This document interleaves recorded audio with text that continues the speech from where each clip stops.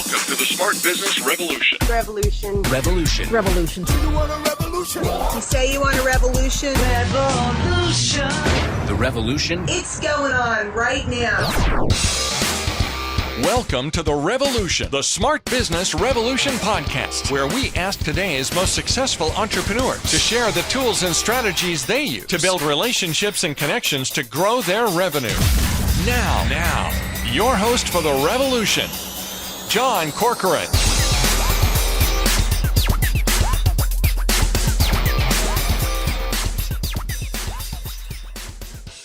All right, welcome everyone. John Corcoran here, the host of this show. And if you are new to listening to this program, check out some of our past interviews with interesting guests, smart CEOs, founders, and entrepreneurs of companies and organizations ranging from, we got the co-founder of Netflix, we got Kinko's, we got Quicken, YPO, EO, Activation Blizzard, Lending Tree, OpenTable, and many more. And I'm also the co-founder of Rise 25, where we help connect B2B business owners to their ideal prospects. And my guest here today, Dave Selinger, he was an early employee at Amazon, worked directly under Jeff Bezos there, later became a successful entrepreneur. Here's a couple of the interesting highlights. Co-invented Amazon advertising, now a billion-dollar company division within Amazon, then co-founded and ran the real estate brokerage Redfin, now a multi-billion-dollar company. He revolutionized shopping experiences for Macy's and Office Depot with his company Rich Relevance. And now he's working on a really interesting project called Deep Sentinel. It's an AI-based home protection technology that I have to say, I was watching some of the videos and it was just blowing my mind how they combined AI with real world. So it's really an interesting technology to talk about here. So we'll get into all of that. Of course, this episode brought to you by Rise 25, where we help B2B businesses to get clients, referrals, and strategic partnerships with done-for-you podcasts and content marketing. And you can go to our website, rise25.com, to learn all about what we do. All right, Dave, such a pleasure to have you here. You're just right across the bay from me. You're over in Pleasanton area. I am over in the North Bay. And I want to start with your upbringing. I love to ask people about how entrepreneurial they were as a kid. You grew up in Southern Oregon, and you said there weren't a lot of neighbors around, so you weren't doing lemonade stands because no one's going to stop by. It was a lesson I always try to tell my kids. It's about placement of the lemonade stand, kids. Like that's half the decision. But what were you doing that was entrepreneurial as a kid? Well, John, thanks for having me. I grew up in a really small town in Southern Oregon. It's a town called Merlin, which right now in September 2022 is getting evacuated because of the Rum Creek fire. So it's like, kind of an intense rural area. I grew up with wildfires, so it's not, this isn't like the worst summer of my life. It's just another one and part of the reality there. The population of Merlin's a few hundred people, and we're a suburb of a little town called Grants Pass, which is maybe 30,000 people now. And so growing up, I always was trying to scheme my parents. That was how my parents knew something was gonna happen with me. And so I was always trying to kind of make the most of whatever situation I was in. My very first entrepreneurial attempt was probably trying to do something along the lines of arbitrage for office supplies for my classmates. Because I recognized when you went to the school store and you wanted to buy a pink eraser, it was 50 cents.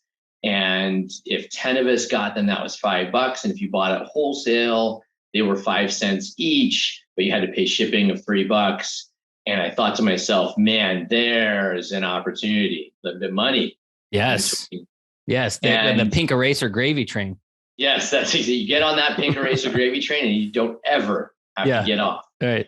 And pens were a big one because you could buy pens in bulk. And I mean, what I didn't realize at the time was that margin is just what makes, that's what makes capitalism work. In every stage in the distribution chain, you have to have some sort of margin to handle operations and distribution and support and things like that. But to me, it was like out of nowhere. It was like, so all I have to do is walk to school, which is free, and hand these to people, which is free, and I make money. And so that was really my first introduction. Obviously, I've learned since then that those things cost time, and that's what the compensation's for. And but it was my way of figuring that out. My way of figuring out, oh my gosh, these people didn't pay. Right. So I got 20 people to order, 18 paid, 2 didn't, and that crushed my profits. Oh my gosh, even though they were only this percentage of my total orders, it still destroyed my profit margins. I had issues with partners, so I brought in friends to help me sell, and they wanted 50-50. And I was like, but it's my idea. I'm the one ordering. How do you divvy that up? What else did I learn from that experience? It was boring. That was the other thing. You weren't passionate about it. You didn't want to make pink erasers? I mean, there's a cause there, right? And so we had pinkeraser.org, and we were raising money to save the pink erasers in developing countries. And it wasn't. I as you said, I wasn't passionate about it. We would do one order. I think I did sunglasses one time because Oakleys were a really big deal back then, which was $120, and you could buy. This is just the beginning of kind of Chinese manufacturing sales. You could buy from the same factory as Oakley, the same quality, and knockoffs, and there's just knockoffs, right? And they weren't the same quality. It turns out, by the way, they fell apart. And then you have your friends like, and then I learned about people demanding their money back. That was a less fun conversation to learn about from my peers. So and that's really one of the key lessons I learned that leads to me today, even, which is if you're doing something that's risky, it's super duper important that you're either going to make so much money you don't have to give a crap about anything ever again, period, or that you really care about it, right? And those are really the only two ways to make something risky make sense. Is that it has to make sense outside of the context of any expected return in its entirety, right? Or something like you're going to go buy 3 lottery tickets and maybe make $1 billion, whatever. Yeah. So take some big bets is what you're saying. Yeah. And you end up studying computer science at Stanford. So you must have gotten into computers at some point. Did you ever crank out websites for hire, in high school? Yeah, for sure. So, I mean, I'm maybe a little older than the website game for some of the young kids. So the internet really didn't come about until, call it 95, 96 ish. And I was already in high school at that point. So I didn't do too much of that during my younger years. I did do pumping out websites in college, though. And that was a little bit of a side hustle I did while I was in school. I did get interested in computers very early. When I was about 6, my mom got our first computer. It was a leading edge Model D. It was a 8088. I think it was maybe 3 megahertz. And so I think you could probably cut off a quarter of an iPhone. It would be more powerful than 100 of those things, right? To put that in context. But I loved it. I thought that the concept of creation within the environment of computers was almost unbounded. You could create a world, you could create an environment, you could create a simulation, you could create a model of a house. I remember one of the first pieces of software I learned how to use was AutoCAD. And I just thought that was just amazing that you would come up with an idea for a house, and then there it was in absolutely clear green and black right in front of you. If you didn't get the joke, that's because the screens were green and black in the first versions of AutoCAD. But I mean, it was really something that captured my imagination, and not just video games, but that act of creating. And so, as you mentioned, I then did apply for college and went to Stanford, and found that was just an amazing opportunity for me. I look now back at kids that get to go to Stanford, and I realize I very much took that for granted. As yes, I was lucky, but I mean, lucky in a very, very global sense. Now, the very, very select few get that type of an experience, and I feel very blessed for that. It is an amazing university, beautiful campus, incredible network. Shortly after you graduate, you go to work for Amazon, and looking at your LinkedIn history here, you weren't there for a lot of time. And usually the new kid who just graduated from college doesn't go straight into meeting and getting mentored by the CEO. So at that point in time, when you first started, was Jeff Bezos around? Was he active? Was he involved? Was he in meetings? What was that experience like around him? Yeah, I mean, like you said, it was kind of right out of school for me. I'd had a couple jobs, so I dropped out in the middle of college to do some startups and then came back. So I was already 25, 26 at the time that I joined Amazon. And I'd had some work experience by that point, but not enough to really kind of contextualize the fact that here you are in your first week and you're meeting with the CEO, as you just said, and he's very interested in your work, and then you're meeting with him. every couple of days, and he's critiquing things and providing you direct feedback. And then I actually let my manager go, and that was how I became the manager of that division, and promoted me to take over that whole division. And what was that conversation like? You're 25, 26 years old. Your manager gets let go. It's like, guess what, kid? You're in the big leagues now. Seemed like the right thing to do, just, left foot, right foot, left foot, right foot. There you go. That's the left foot. That's the next one. Just do it and then go to the next one. It didn't really seem kind of as an adult looking back, that's a career defining moment. Right.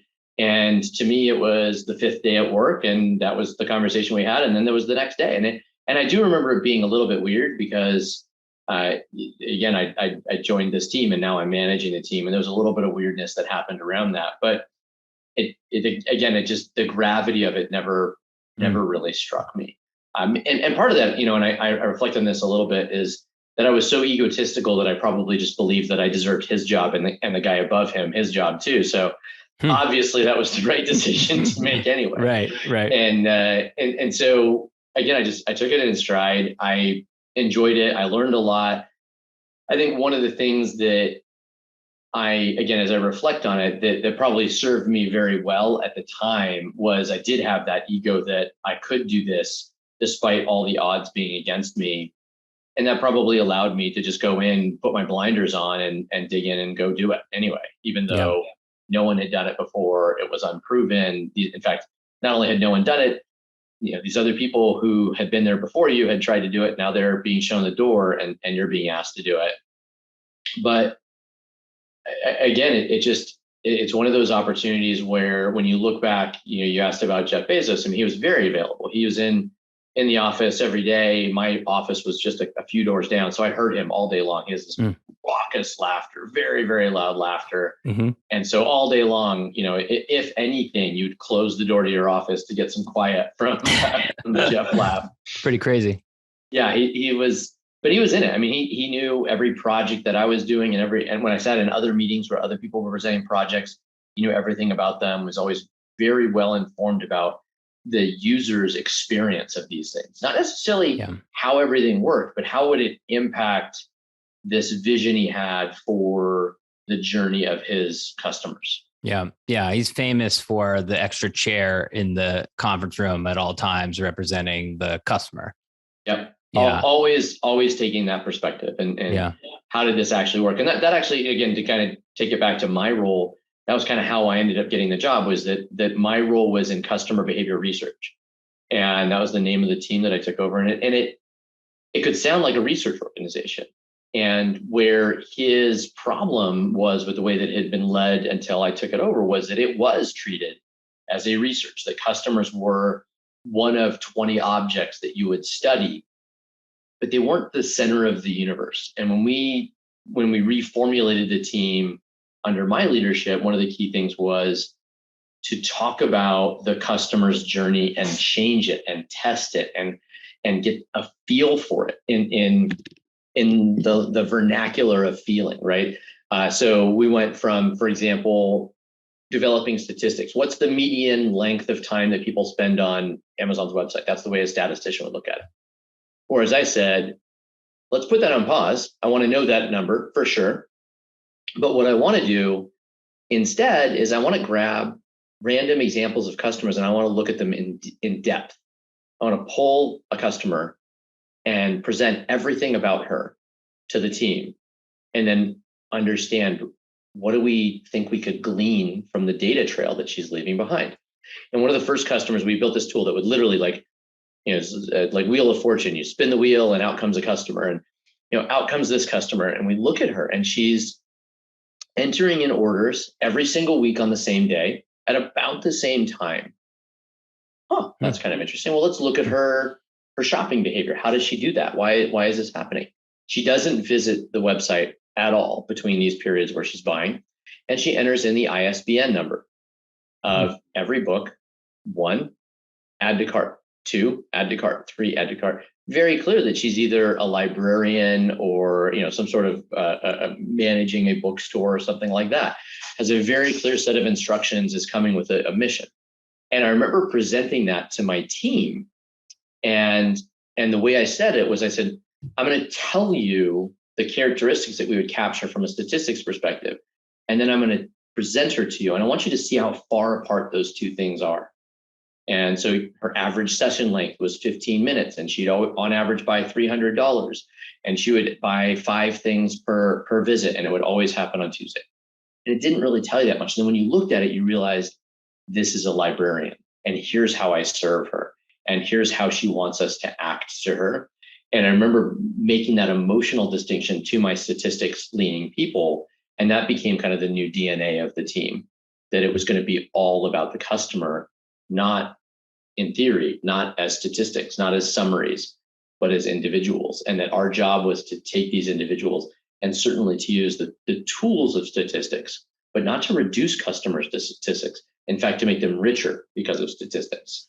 So let me ask you this. So now today, it's not unusual to land on Amazon or any website for that matter and see browsing history, see other things you're interested in. And it sounds like that's what you're going towards. But in 2003, a lot of that stuff, I imagine, was not quite possible. So it sounds like you were kind of saying, hey, guys, here's a great idea. And I imagine there must have been some pushback like, oh, well, that sounds great, but we can't do that. Yeah, I mean, there was one point where privacy became like a real, like, what are we doing? What will people say? How do we message this to people? And what we found was that if you messaged it really clearly to customers, I'm showing this to you because you did this, and these things are related for these different reasons, that in general, the concerns of like spying and privacy started to go away because you're very clearly messaging to them what you were doing.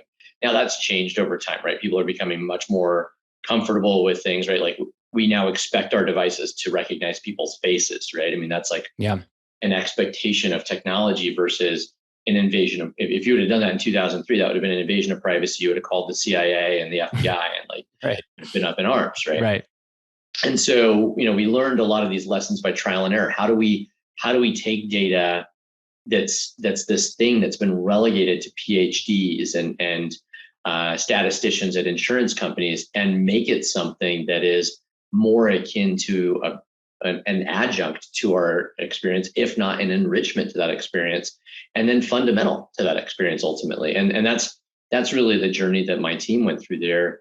And it was, as you mentioned, not only did my team go through that at Amazon, but it turns out that became the beginning of a journey for the world, and that journey for every consumer on every device. For sure. In every interaction. Yeah, right. I mean, it's part of a much larger movement that many other, every other company has, and many will say that companies have to engage in, because eventually it's going to look like just a static website if, companies are not, hyper personalized. And all of this is relevant to your current work that you do now, but I don't want to get to that quite yet. Before we get on to talking about leaving Amazon, co-founding Redfin, one more question about Bezos, because we talked about him here. I don't want to dwell on it.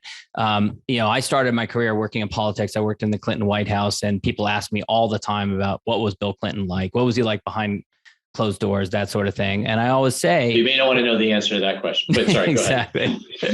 you get jokes like that. Hey, come on! I'm comes with the territory. For half an hour. I gotta get all my jokes out. It comes with the territory. And I always say, look, I mean, people have different impressions of the guy, of every different president. Whenever I saw him behind closed doors, I never once saw him say anything rude or snide, even though you have some, wide range of different people that meet you on a rope line, things like that. What was your experience like? Any other observations about the man, Jeff Bezos, from behind the scenes that you care to share? I mean, look, first of all, sorry, Bill, for my joke. I went to school with his daughter. His daughter is, by the way, one of the most amazing people I've ever had the chance to hang out with. Yes. Very humble, insightful, listening.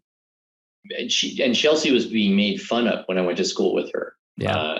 If you don't remember, right, she was on the cover of Newsweek and all this stuff, and her love life was getting analyzed. It was just terrible. And she was always so just calm about it and took it in stride. I was always impressed every time I spoke to her. So. One anecdote about that. I remember visiting the Stanford campus around the time you were in Stanford, visiting a friend of mine who had worked at the White House, who knew Chelsea.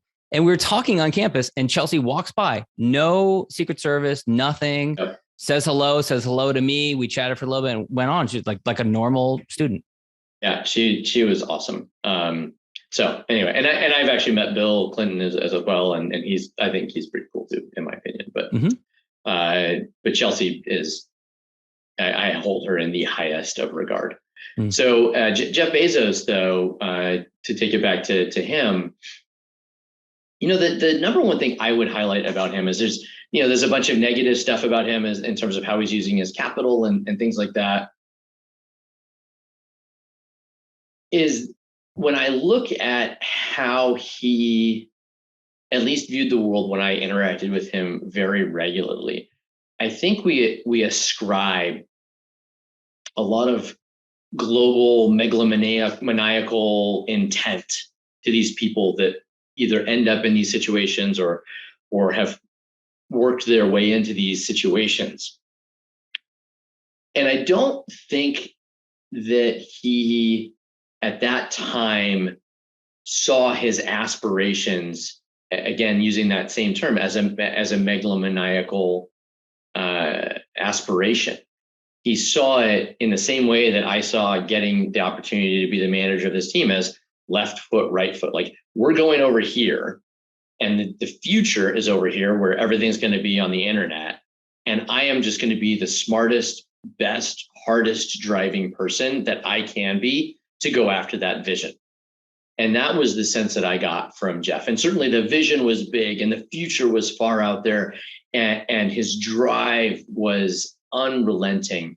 But from again, behind that closed doors, one-on-one type conversations, it wasn't from these global aspirations perspective. It was from building this amazing future that would open up all these doors for people, to make education available and books available to everyone, right? Like, yes, you can look at Amazon and kind of see this or see this or see this that may be negative, and here's our labor relations, and here's how they're impacting climate change or whatever. But Amazon made it possible for almost every child in the world to access almost every book in the world.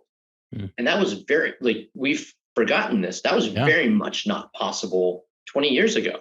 I used to go to bookstores with my dad in the late 90s, and you would say, hey, I really want this kind of unique book. And the used bookstore clerk would pull out a newspaper print book and leaf through it till he found, oh, here's your book. Oh, there was a copy available last year in March, but there isn't one now. And then there's the end of your search. You've reached the end of the road. There isn't a next step. There's no way to get the information that you wanted. And again, progress comes with pluses and minuses, but I think that is an amazing accomplishment for us. The fact that my kids wake up, my daughter and I were watching Hunger Games on Tuesday, and she said, Daddy, you know what? I want to read the books. Sweet. On Thursday, we're reading the books. We have the Audible book going so we can read together at night, and during the day, if we're driving somewhere, we can listen to the Audible book. It's a really amazing transformation. It's an amazing different world that our kids are being raised in compared to 20 years ago or so. Yeah.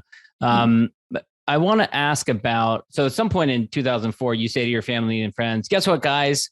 I'm quitting Amazon to go start this little real estate thing I'm going to do on the side. I love to ask people about, what was that like? I mean, you must have gotten some pushback from people saying, like, what are you doing here? How did you articulate what the idea was?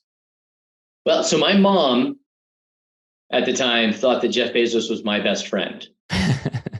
And so on a weekly basis, and Jeff, I had coffee with Jeff a couple years ago, and I asked him if he remembered this, and he politely smiled. So I can't tell if that meant yes or meant no, but she used to send him a personal email about me and what it was like raising me every single week when I worked for him. As if he had nothing better to do with his time. I'm sure I want my mom sending those to my boss. So there's my mom. So now you know a little bit about how I grew up. So, when I quit, I'm not even entirely sure I consulted my family. I'm not one of those people that for better or worse, really values other people's opinions. Yeah. But still, there's friends too. There's peers, right? There's teammates at Amazon. Even then, I think it's a little bit of like, hey, here's what I'm thinking about doing, and I'm probably going to do it anyway, but I'd love to hear what you have to say. To be fair, though, I eased my way into it. So I started building Redfin 8 months before I left Amazon. Mm-hmm. And so it was already launched. It was already actually very successful by the time I left Amazon and joined full time. Mm-hmm. And it had just gotten to the point where it was so successful that it couldn't continue with me doing it in the nights and weekends anymore. Mm-hmm. And so tell me about the early days. So was the vision what it's become today? Was that the long-term vision, or like many startups, was there many iterations in the early days? There were a number of iterations. The initial view that we had as founders in the market was that real estate agents are either generally really good or really bad.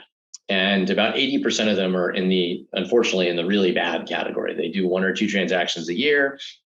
Maybe they have good customer service, but when you look at the fundamental financial and familial impacts of the decision of buying a home, the fact that they gave you good customer service doesn't justify the amount of money that they're making. You buy a $300,000 home, they're making almost $10,000 from that.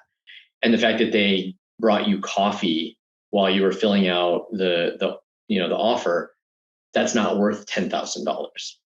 But the fact that they convinced you to buy the wrong house that was at the wrong price and led to you having to short sell it 5 years later, that is what you paid them for. And they still are, quote unquote, doing you wrong. And I hated that. I hated that about that whole kind of economic system that we've got there. And so the view at Redfin was, and the 3 founders, Michael and David and myself, we were all very passionate about making that industry more consumer oriented and arming consumers with better data and providing them a better end-to-end experience that led them to making the right decision at the right time with the right information. And I would say in that sense, our vision was that the internet and connected technologies were going to change that, number one. Number two, that the user experience would be at the core of determining the success of that process.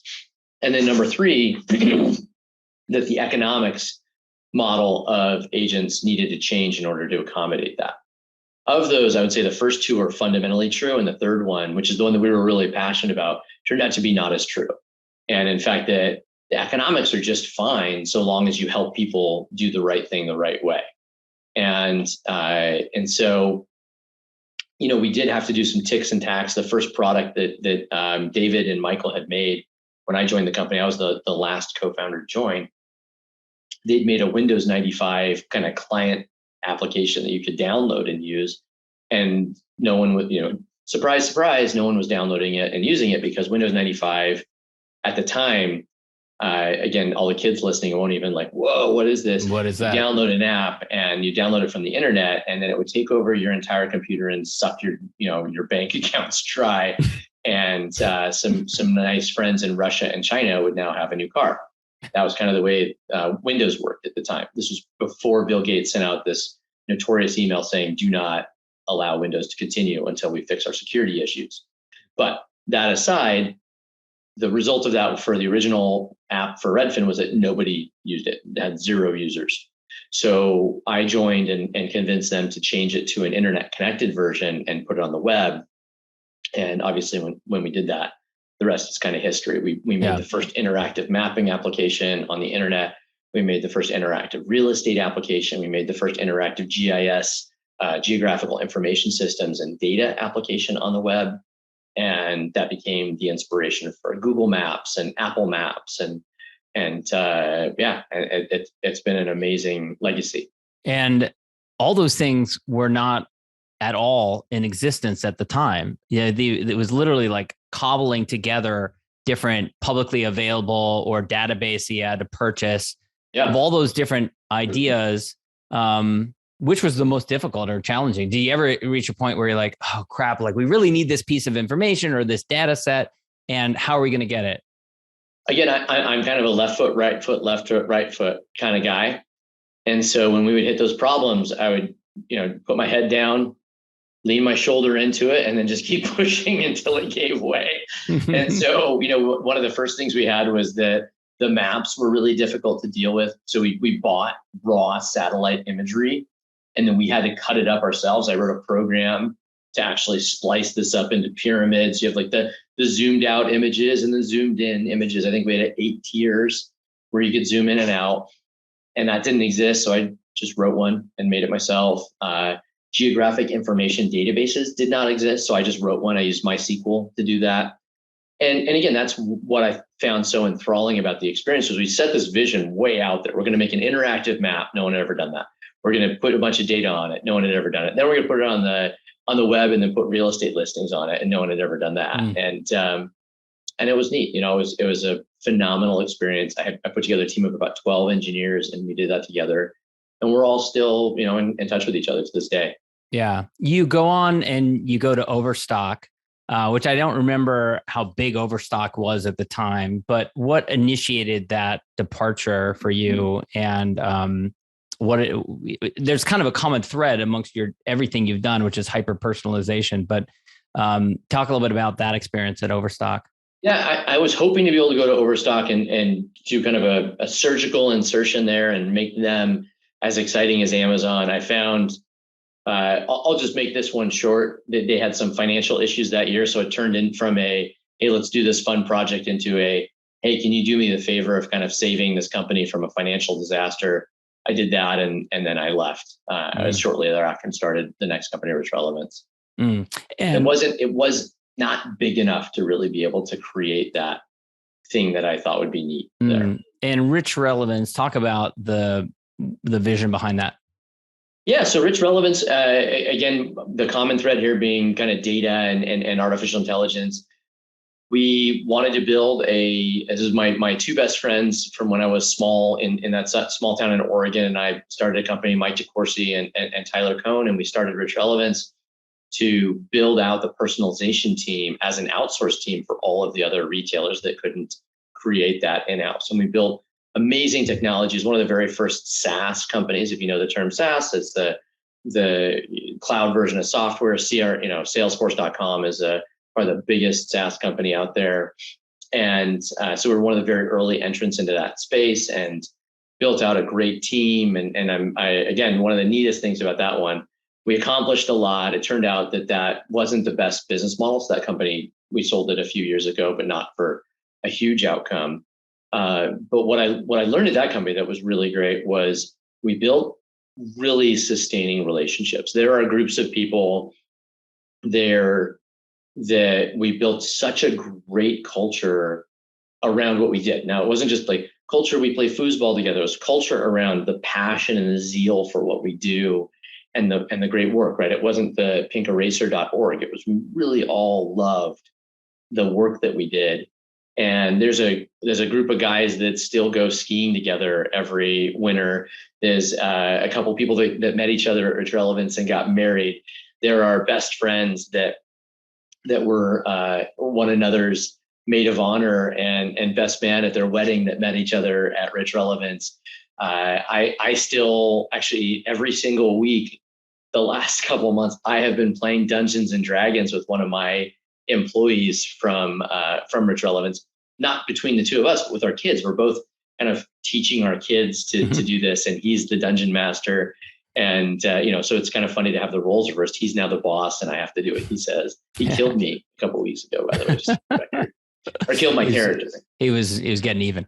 Yeah. I mean, I wasn't the nicest to him when he worked for me. So it's probably okay. Yeah. It all comes around. Before we get to your current company, I want to ask about, you've been involved in a lot of different nonprofits. You've woven that into your career background. Talk a little bit about how you've married your background in Silicon Valley and startups, and if you've been able to kind of weave that into the way that you are involved in various different nonprofits. Rainforest Connection is one, Silicon Climate another one. Yeah, I mean, this has been a journey for me. I grew up in a town that was relatively on the socioeconomic scale was not a 10, right? I mean, it's a relatively poor area. A lot of people rent mobile homes, do not own property. They're struggling to get by. And I saw my ability to get out of that area and achieve the financial success that I did as a phenomenal opportunity to make people aware that when you live in that rarefied bubble, that the rest of the world is 100% still there, and not in some kind of I guess now not in as much of a bleeding heart liberal kind of way, but very much just there are realities of the world, and that we should embrace them in what we do, not for the reasons of pity or anything like that, but just for the reasons of pragmatism, practicality, and be real about that. And so I've always committed myself to being a part of what I see as the best way to become part of the solution for the future. And it's a little bit Buddhist. I was raised Jewish, but the goal of all that is to reduce suffering. I think that's the only metric that I've been able to come up with that I thought made sense. And if you expand it kind of enough, it continues to make sense. It's not something that kind of degrades at the extremes. If you can reduce the suffering of people and you take in the totality of their experience, this doesn't mean just feeding people or giving them money on the side of the street, but looking again at the totality of their experience and embracing who they are, that's a good thing. And so very early in my career, I started my very first nonprofit when I was 21 years old. I started with a guy named Josh McFarland. He's a partner now at Greylock Venture Capital, and it's called My Two Front Teeth. And we figured out how to use the internet to give kids gifts for Christmas. And the first year we did that, I think we got 120 or so kids, and we found them at a local food bank that weren't going to get any gifts for Christmas. And we put a little tiny drawing that they had drawn up on the internet. And so you could have kind of a personal connection with this person. It wasn't just giving money. It wasn't some just disconnected way. We were using technology to actually bring people closer. And we did that for, I want to say 6 or 7 years every year. And it was amazing. Something I was very proud of doing. We partnered then with another nonprofit called Family Giving Tree. We folded that into Family Giving Tree's operations. And then I joined the board of directors there for, I think, almost 10 years, maybe more. Very cool. All right, let's get to Deep Sentinel, because I know we're running a little short on time. Deep Sentinel is, well, I'll let you describe it, but described as a pioneer in AI-based home protection, combines home and commercial monitors and also real-time humans speaking over a speaker, as well as artificial intelligence to interpret activity, whether it's benign or whether it's actually someone trying to break into a house or something like that. It blows my mind. But 2016, 2015 time period is when you started it. Yep. And again, going back to the beginning, like, did you see the vision of this is what the company was going to become? Yeah. So for Deep Sentinel, what you did a great job describing it. To kind of put it in one word, what I have built and what we as a team at Deep Sentinel have built is the only company that creates a product that you can buy off the shelf, put cameras around a property, and we stop crimes.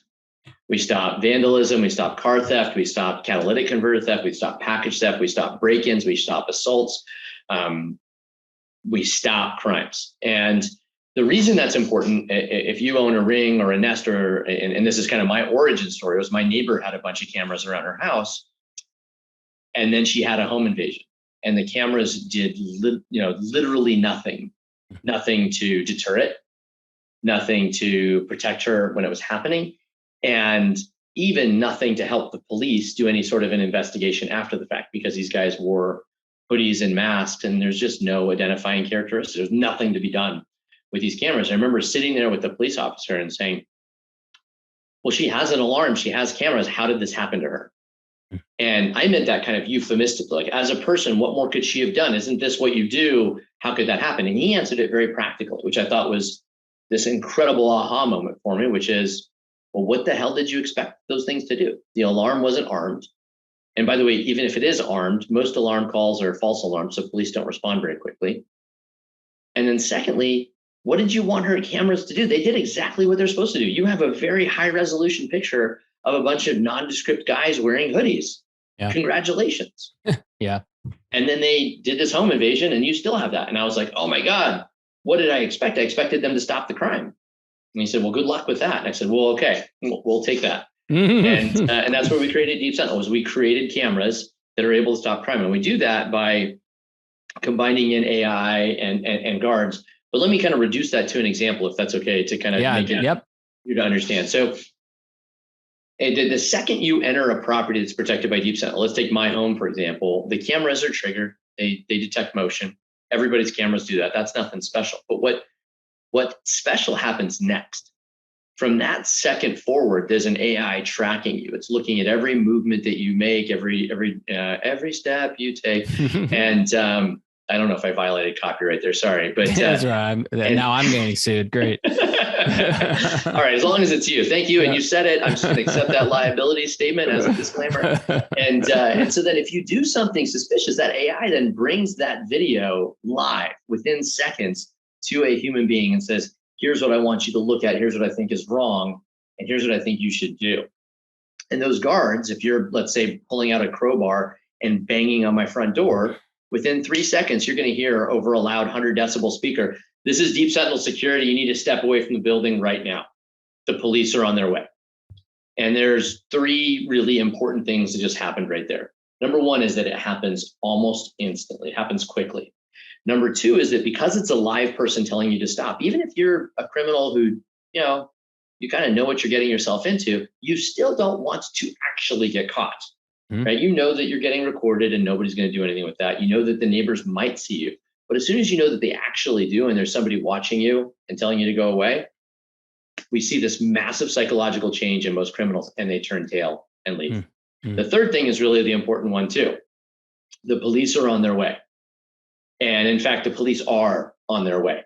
And that's because when we call police, I mentioned how burglar alarms are really, high in false alarm rates.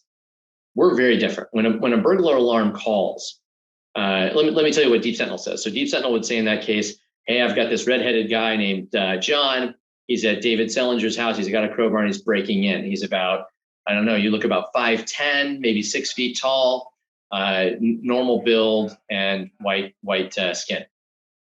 For every single police officer in the nation, every dispatcher in the nation, what they just got was a fully verified call for service. They got a description of the crime, the location of the suspect, the description of the suspect, and whether there are any weapons.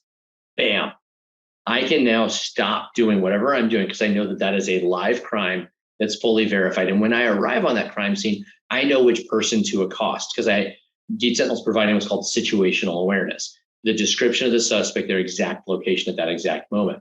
So police, I imagine at some point in the future, even like texting them a photo, a screenshot or something like that. And we do. Yeah. Sometimes we'll get a call from an officer that's responding and say, this is my personal phone. Can you text me a picture of the individual? Wow. Amazing. And we will. Wow. And that's exactly right. And again, if you've studied some of these recent police events, lack of situational awareness is a big freaking deal because they'll show up and they'll have the wrong response. They'll approach the wrong person. They'll go to the wrong location. And so that real-time situational awareness means that we're good for the property owners, we're good for the police departments. And in fact, one of the cool things that you may not think of is we're actually good for criminals. Hold on just a second, I know. Work with me on this. Yeah, give me just a second on this one. Give me an amen. So for the criminals, we actually saved them a little bit too, because at the end of the day, we told them, right? The police are on the way. You're going to get caught. Don't get caught. Save yourself a trip to jail. Go back home. Yeah. This is not the time to be out here. And I joke about that a little bit. We've had a couple situations where we've had criminals that were breaking into properties and there was an armed individual on the other side of that door. And that criminal may not have known that. And we literally probably saved their lives. Yeah. Because had they proceeded, they would have been shot. Yeah. Yeah. Now, was the original vision possible when you founded the company? I imagine it probably took a little while to get the kinks worked out, figure out it took a long while to get the kinks worked out. It was a hard company. Yeah. And it's worth it though. I mean, because every day, you mentioned you watch some of our videos. I get to wake up every day to a chunk of videos. Here's what we did last night. Here's what I we want a did live yesterday. stream. I want just a YouTube live stream. It's so cool. It's just awesome. If you want the live stream, by the way, you can get the closest thing to it and go to our YouTube channel. We produce a video every single week, and it's just hard hitting. Stop. This is Deep Sentinel security. Go away. No, I want to like Sirens. Red Zone, like Bam. NFL Red Zone, where it's like it just watches it all the time. It's just going on. We'll just do it live stream on Instagram, and every time we do one. I'm telling you. I think people would watch it like crazy. Yeah, we should totally. I'll think about it. I'll think about that. But I mean, cool. it's neat. I mean, all the companies that we've gotten a chance to be a part of have all changed the world in one way or the other. I mentioned, like getting to change the shopping experience for all the people on the planet. It's neat. Getting to set a precedent for how people search for addresses and data and Google Maps. Like that's really neat. But nobody's life is actually fundamentally transformed and better because of that. And at Deep Sentinel, I can say that I've changed that, right? At Deep Sentinel, I get to bring together those two things that I've been spending my career on, which is kind of making the world a better place over here and then trying to run my career over here. And this is a for-profit business that every day, every week, I get an email or a letter from a customer saying, oh my gosh, you made my life completely different. I was scared every day because I would leave my shop at night and we have $25,000 of cable in every one of our trucks. And every week someone would break into one of my trucks. And for the first month of my life in the last 3 years, nobody's broken in. And that's 100% because of what you guys do at Deep Sentinel. That's amazing. I do want to ask about, you mentioned earlier, privacy concerns. Do you find now that the ball has moved? So like 20 years of, people are not as concerned about that because of just kind of expectations, or do you get pushback in that area? Do people say like, this is an invasion of privacy? Yeah, I mean, I would say in general, people are, Nest is out there, Ring is out there. And frankly, because of what those companies have done, right? Those companies are giving your data to police departments without your permission. And also we don't do any of those things. So on the great stack of meeting the needs of privacy and providing a service, we're way, way, way in the green relative to a lot of those other companies that are pushing those limits. I mean, you look at like the Chinese camera manufacturers, some of them are sending data to the Chinese government, for crying out loud, right? Like we're so tight on what we do. And that's one of the things I love about it, because we know who our customer is. We're charging you a service to do this thing. And so we just do that for you. That's all. That's what we do. We charge you for it and we do it. You know what we do and you can hold us accountable to it. Google's got this crazy business model where we do a lot of stuff for free for you. It's great. And somehow we have a multi-$100 billion valuation. Don't ask how we make that money. We're advertising, selling your data, selling your soul, selling your address and your children. But we're good, right? Like, and so I think the fact that I don't have to do that, I know exactly who my customers are and they pay me, means I'm not in that kind of torn situation that Google finds themselves in. Yeah. We're almost out of time and I want to get you out in time. 2 last questions. Number 1, you're a dad. I know that's an important role for you. How do you balance having, you've done a lot of different companies, having a company that's growing and being a father at the same time? So I'll say, first and foremost, I screwed that up real bad early on in my career. I used to travel Sunday through Thursday every week for the first couple of years of my older daughter's life. And if there, I'm not a person that lives with regret very much, but if there's one thing I could change, I would undo that if I could. And that's been kind of the trajectory of me as an entrepreneur is trying to figure out what are the specific practices, what's the playbook that lets me say I'm a good dad and I'm still a good entrepreneur. And so the couple practices are, when my kids ask to do something with me, I find a way to say yes. You want to go play soccer? Sweet. I'm going to finish this. I need 5 minutes. I'm going to go do it. And I'll bump my next meeting and we're going to make that happen. Number 2, when I'm with them, I'm not on my phone. If I get a call, I may answer it and have to deal with it, but I'm not constantly on my phone. I don't answer texts. I definitely don't answer Slack when I'm with my family. I do everything I can to put it down. I have a special, whatever they are, the don't disturb mode on my iPhone that's family time. And if my assistant calls or my parents call, then it comes through, or my wife calls, but I don't get Slack messages. I don't get emails. I don't get any of that stuff off. And then the third thing is I actually bring my kids into my business. So my kids feel like they are the owners of Deep Sentinel as far as they can tell. Like, whenever we raise a round of capital, like, Daddy, did you have to sell some of your stock? Because I want your stock when you die. Those are tough questions, man. Man, you're tougher than my board members. Jason. Well, and they're talking about me dying a lot more often than they probably should be. But yeah, I mean, like they like behind me, for anybody that's watching kind of some of the images, you'll see there's a bunch of images of the camera at Deep Sentinel.